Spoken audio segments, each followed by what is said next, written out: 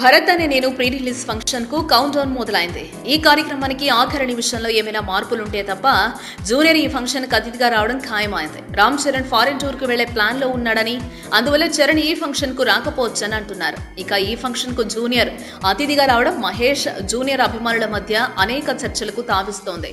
2 వరుస పరాజయాలతో మహేష్ కెరియర్ ఉన్న నేపథ్యంలో మూవీకి హైప్ తీసుకురావడానికి మహేష్ ఎన్టీఆర్ ను రమ్మని వ్యక్తిగతంగా పిలిచాడు అని జూనియర్ అభిమానులు ప్రచారం చేస్తున్నారు. అయితే జూనియర్ ను మహేష్ పిలవలేదు, కొరటాల శివ వ్యక్తిగతంగా జూనియర్ ను పిలిచాడు అని మహేష్ అభిమానులు ప్రచారం చేస్తూ ఈ వార్తను స్ప్రెడ్ చేయాలని తీవ్రంగా ప్రయత్నిస్తున్నారు.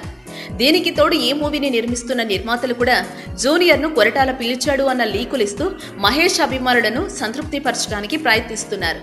అయితే జూనియర్ సన్నిహిత వర్గాలిస్తున్న లీకుల ప్రకారం ఈ ఫంక్షన్ కు రమ్మని నేరుగా మహేష్ జూనియర్ ను అడగడంతో ఎన్టీఆర్ కాదనలేకపోయాడు అన్న ప్రచారానికి తెరతీస్తున్నారు. అంతేకాదు మహేష్ తన సినిమా ప్రాజెక్ట్ అవ్వడం కోసం జూనియర్ ను బలవంతం పెట్టి అతిథిగా ఒప్పించాడు అన్న వార్తలను కూడా జూనియర్ సన్నిహితులు ఇప్పుడు ఇండస్ట్రీ వర్గాల్లో ప్రచారంలోకి తీసుకొస్తున్నట్లు టాక్. ఈ వార్తలన్నీ మహేష్ అభిమానులకు ఇబ్బందిగా ఉండటమే కాకుండా తీవ్ర అసహనాన్ని కలిగిస్తున్నట్టు తెలుస్తోంది.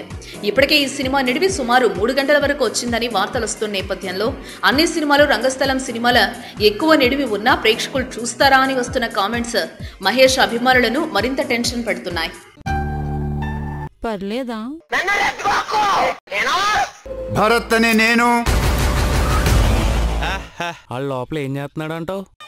ప్రతి బ్యాచులర్ రూమ్లో ఇవన్నీ కామన్ రా. God must be crazy. ఒరేయ్ మంది అయిపోతుందిరా, ఇంకో ఫుల్ తెచ్చుకుందాం రా. ఒక్కసారి ఆగు. ఏంట్రా? అయ్యో బాబా.